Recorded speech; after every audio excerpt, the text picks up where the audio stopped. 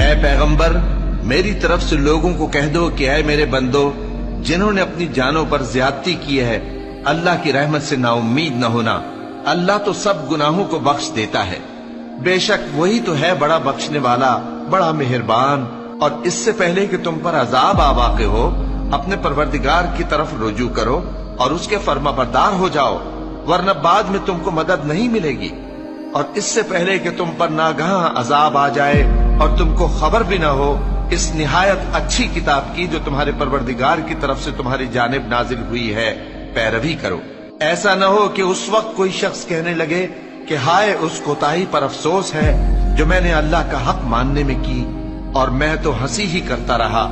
یا یہ کہنے لگے کہ اگر اللہ مجھ کو ہدایت دیتا تو میں بھی پرہیزگاروں میں ہوتا،